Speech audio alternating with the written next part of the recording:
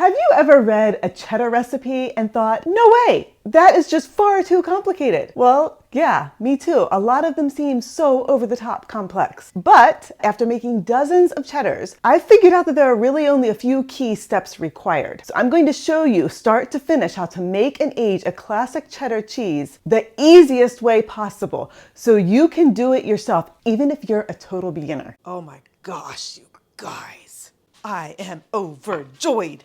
Yes! And by the way, if you'd like to learn how these same basic principles that I'm going to show you in this video apply to other cheeses, I have created a workshop where I teach how to make 5 kinds of cheese from 1 pot of milk in a single morning. People are saying it's the best beginner's workshop out there. The link is below. Now, the magic of cheese making is that almost every cheese, no matter how different, requires the same basic steps. And I've distilled these steps down into what I call the cream method, framework for making any cheese and for creating your own. So memorize this list or print off the free PDF and tape it inside your kitchen cupboard. Now, before your milk can become cheese, it needs the right environment. So in this first stage, the C stands for conditioning and culturing the milk. I started with fresh milk this morning, both what my husband brought in from the cows and what we had stored in the barn fridge. And then I heated it to 90 degrees Fahrenheit or 32 degrees Celsius. That's a basic starting temperature for cheese. Then it's time to add the cultures. In my case, I'm using homemade clabber, which is fermented, unprocessed milk. And it is full of friendly bacteria that are the key to beginning this whole cheese making process. If you don't have clabber, there are other options. And if you're using pasteurized milk, it's totally fine. But you'll need to tweak the recipes here and there. I explain all these differences and variations in my free Foundations of Cheese Making doc. Links below. I have tons of resources, guys. Use them. Now, there's one other thing I do at this stage, and it is totally optional, but it transforms the cheese into that cheerful orange hue that we in the United States often associate with cheddar. And that's to add a little annatto. Dilute a 1/4 teaspoon in a little water, try not to make a huge mess, and then you just stir it into the milk. Then, once the culture has been added, it's time for stage 2, which is where we turn the milk from liquid to gel or from milk to curd. To do this, we use rennet, which is an enzyme. I'm using an animal rennet, veal to be exact, but there are loads of options. Again, see the free resources. Now, when it comes to the amount of rennet, this is not a case of more is better. Too much rennet will make a rubbery, bitter cheese, so if you've been struggling with tough cheeses, try cutting back on the rennet a little. Dilute the rennet. I'm using about 1/8 teaspoon per gallon, so a scant teaspoon, in a little cool water. Add it to the milk and stir gently for no more than 30 to 45 seconds. Then let it rest undisturbed until you get a clean break, which is usually about 45 minutes later. Gonna give it a few more minutes. Yep, that's better. Then once the curd splits cleanly, it's time to move to stage 3 of the cream method, which is expressing the moisture. Now here is where things are going to slow down, because with cheddar, the stage is divided into 2 distinct parts, and both are crucial for proper texture and flavor development. So the first part is where we do what we do with almost all our cheeses. We express the whey mechanically by cutting the curd with a curd knife or with our fingers, and then using a combination of heat from the stovetop and movement from stirring over a period of time to make the curds contract and shrink and express moisture. The size of the curds doesn't have to be perfect, just break them up. The goal is simply to open up the curds enough that whey can start to escape. Now, once the curds are mostly cut, gently stir them for about 10 to 15 minutes to help them firm up and stabilize. Once you have stirred for a bit, now it's time to add heat to the mix. Within the next 25 to 45 minutes, slowly bring the temperature of the curds up to about 100 degrees Fahrenheit. This is a long period of time and only an increase of 10 degrees. So take it easy. Regulate the temperature by turning on and off your stove heat. And don't stir too aggressively, especially in the beginning, or you'll squeeze out too much whey and the curds will end up dry. By the end of this time, the curds should feel a little springy and kind of hold together when squeezed, but they won't feel totally dry because there's still moisture in them. Now we move on to part 2, the expressing stage of the cream method. This is the part that gives cheddar its distinctive body and flavor. It's what this whole cheese is about, the cheddaring process. Before we do this, I want to pause for a second and notice the curd. The texture should be crumbly, the curd should taste sweet, and it should smell milky. So take note. So when you squeeze it, it just kind of crumbles apart. The curd itself should taste milky. It's very tender and juicy. It just smells like a very sweet curd. So now during this stage, through warmth and time, we are going to raise the acidity, which in turn will make the proteins tighten up and express more whey. It's a biochemical process that we just kind of allow to happen. We're babysitting the curds, we're moderating it while it does its own thing. How do we do this? Well, first we're gonna drain off the whey. Now these are loose curds, so you're gonna pour slowly, and I wanna get this in here, so don't splash it. Oh wow, Nicholas, I said slowly. Yeah, you lifted your end up. Let me stop. Okay. This whey is excellent for making ricotta cheese. I did this recently and got nearly 3 pounds of ricotta, but I don't need it today. Now we're gonna work with the curds in the pot. I'm not even gonna take them out. We're gonna take a plate or a lid. I'm using one of these lids from my Cambro container, and you just place it on top of the curds to kind of consolidate them. You can put a little weight on top. I like to use a little measuring cup with some warm water in, because you want to keep these curds right around 100 degrees for this whole entire process. So having that warm water in the pot with the lid on the pot will help to maintain that temperature. When the timer is up, you're gonna flip the whole mass of curds.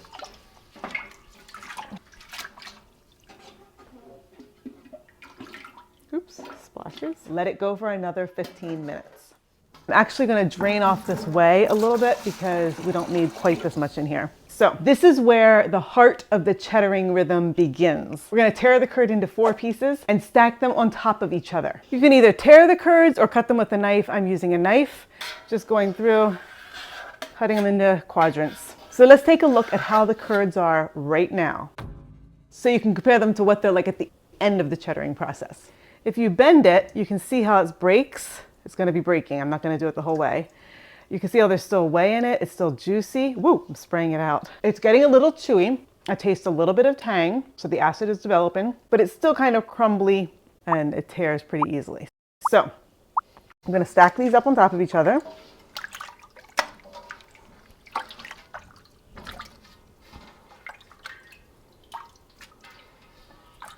So now every 15 minutes, we're gonna reverse the stack. So the top piece is at the bottom, flipped, and the bottom piece is at the top. So it just moves through that way. At this point, no weight is necessary. The weight of the curds on themselves will be plenty of pressure. If you do put a weight on top, the curds will press too quickly, and then you'll have to tear them apart because they will knit together. At first, the slabs are soft and spongy, but over time they become smooth, dense, and slightly stretchy. So you can see how this is what gives cheddar its dense, sliceable texture.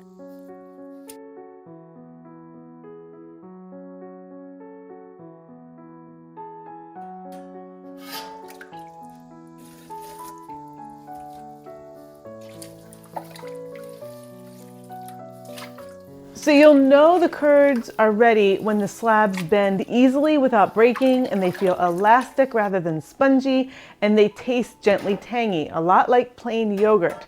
So let's look at this and see how it is.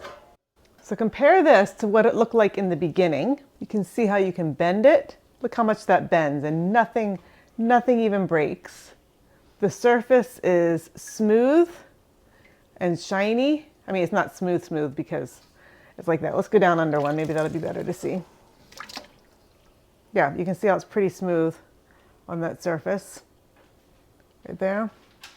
And then the curds, they squeak, and they have so much more flavor. They're so much more tangy now. They're not just plain mild milky. They actually taste like yogurt. They're very good. If they still taste sweet or milky at this point, you can let this process go longer, do a couple more rounds until it gets to the right level of acidity. If they taste super sharp or chalky, then you know that you've gone too far. So that's cheddaring. It's this extra step, but it's not complicated, and it's absolutely essential to making your cheddar cheese. Now, once the curds have been cheddared, it's time for the fourth stage of the cream method, which is where we assemble the curds and get them into their final shape. For cheddar, this has two parts. First, you need to halt the acidification process. So to do that, we're going to chop the slabs into small pieces and add salt. About 1 tablespoon per gallon of milk. Salt not only seasons the cheese, it also firms up the curds and it halts the acidification so the cheeses do not become too tangy, too acidic. And then the second part of the assembly is that we form the curds into the final wheel. To do this, just pack the curds into the mold. Now, because cheddar curds are drier and springier, they don't knit together easily, which is why cheddar needs more pressure than most cheeses. I use a Dutch press. This is my favorite one to use because you can apply a lot of pressure, but you can use anything. You can MacGyver it, you can pile on weights, do whatever you need to in your own kitchen.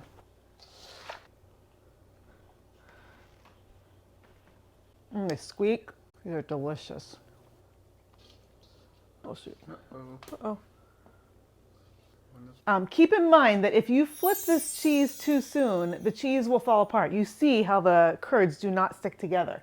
So start with a harder pressure than normal and wait longer between the flips to give the curds the necessary time to knit. I'm going to let this go for probably an hour, maybe even 2 hours, and I'm going to add more weight to this very shortly so this can keep going. There's about a ½ inch of water in here right now, and watch what happens right here when I press. Every few hours, flip the cheese, return it to its press, and then increase the pressure each time.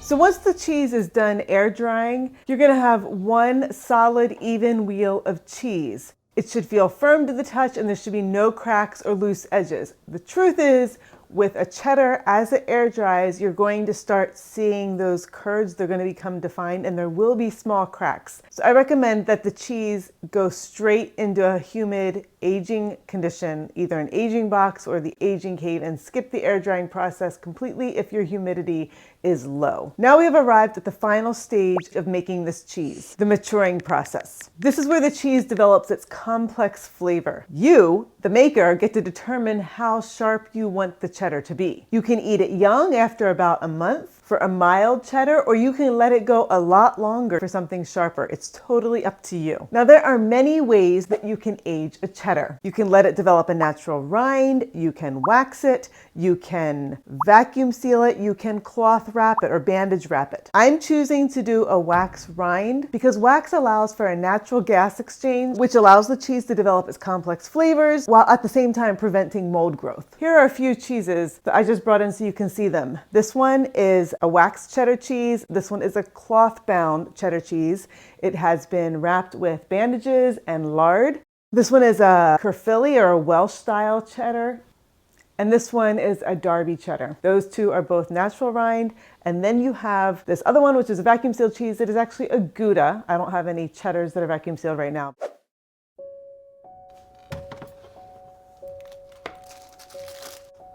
All right.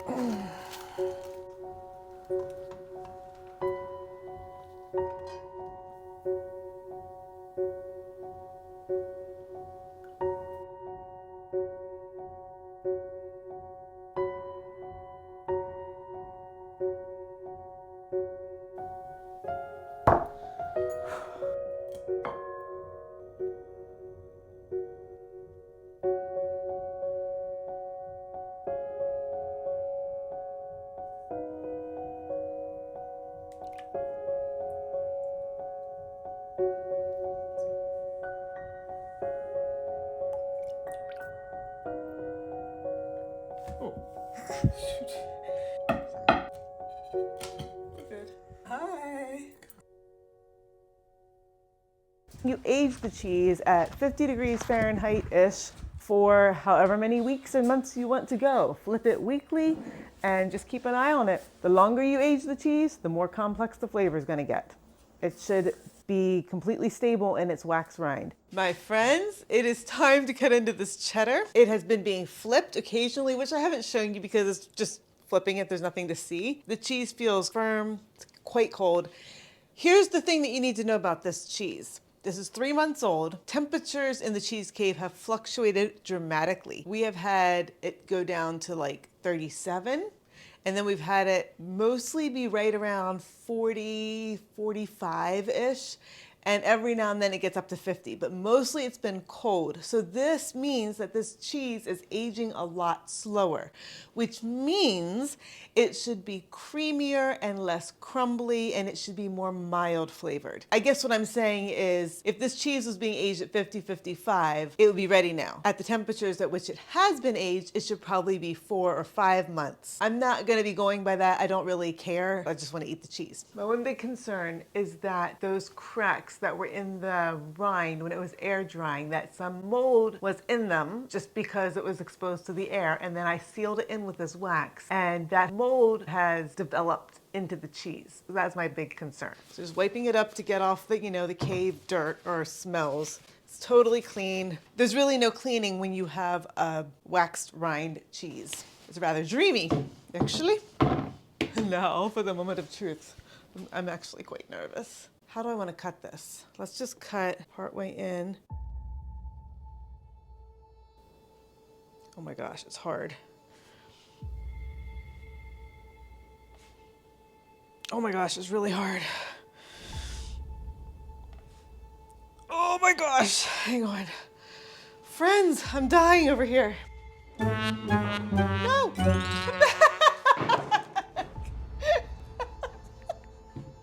It's just rolled away. Oh, this is way too funny. Okay.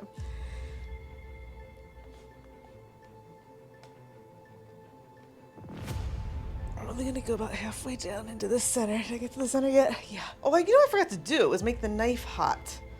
Let's do that. What do I see? I don't see anything yet. So now I've cut down, you can see down to that far. So I'm gonna come in this angle and see if I can make a quarter wedge. Oh, it goes much better. Yeah, make your knife hot, people. That's what makes all the difference. Are you ready? Look at that. Oh my gosh.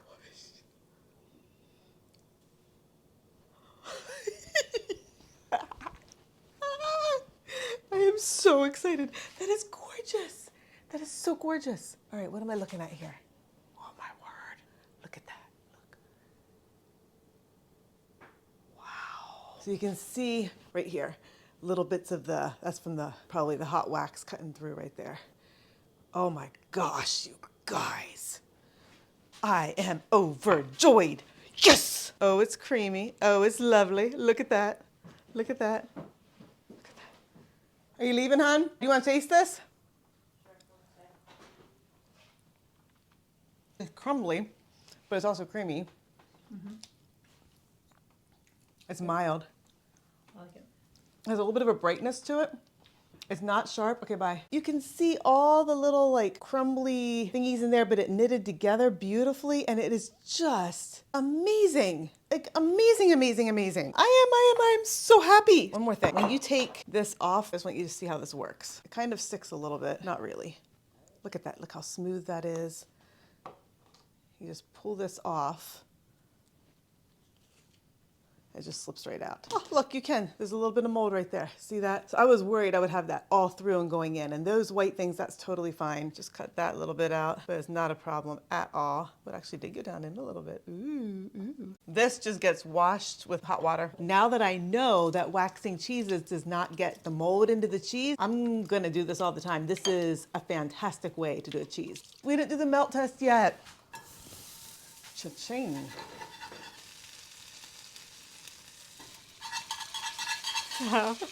It is rare that I nail a cheese to be exactly how I imagine it's gonna be. This one did.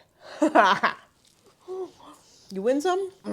I think you really win some. So guys, something I need to tell you, there's so many different types of cheddar and I have wanted to streamline it. No different versions. It's not something from some other place. There are all kinds of variations on a theme. Go for it if you want to, but for standard cheddar, this is your baby.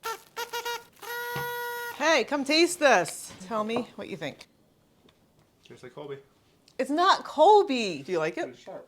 Okay. Is really good. If you want to understand more about how the cheese making process can be adapted to make different styles of cheese, I recommend you watch this video next and it will walk you through a whole bunch of different ideas so you can play in your own kitchen and have a great time doing it. Happy milk slinging. I am so happy about this cheddar. I'm gushing. No apologies. It is creamy. It's sublime. I almost feel like I could cry about this because I did it.